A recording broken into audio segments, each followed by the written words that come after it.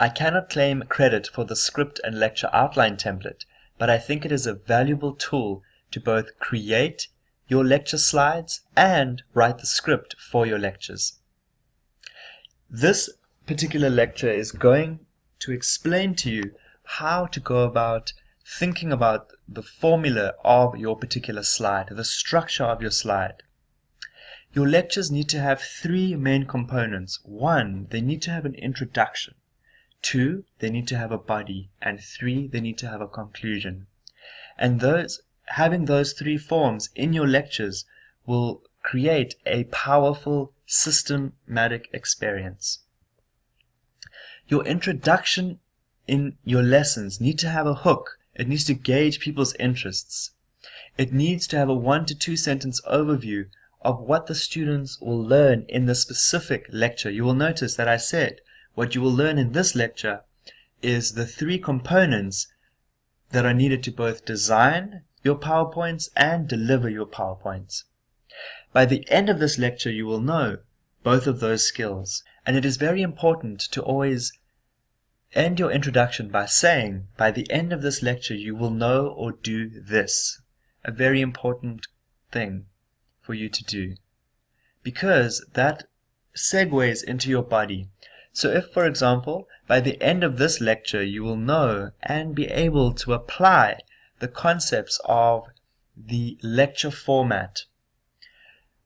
The key things you will learn in this course is 1, 2, and 3. Those are the critical ways to deliver the body.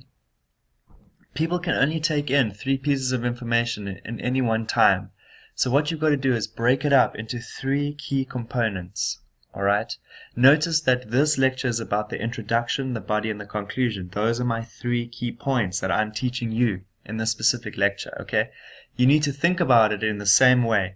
What are the 3 main points that people need to learn in that specific 2.5 to 10 minutes? And then you need to wrap it up. You told them in the beginning what they were going to learn. You taught it to them, and now you have to wrap it up and outline the key points and finally end with a teaser to get them to want to learn your next lecture. Okay? Now here's an example. Someone created a hook, right? And they used the term biggest pet peeve, right? Or saves time during editing.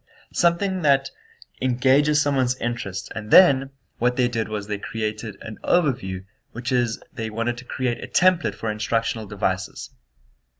By the end of this course, you will effortlessly turn an amorphous concept into a structured and elucidating thing of educational beauty. Alright, so this is an example, okay? Now remember, I can't take credit for this tool. I'm just sharing it with you. And I think it's fantastic.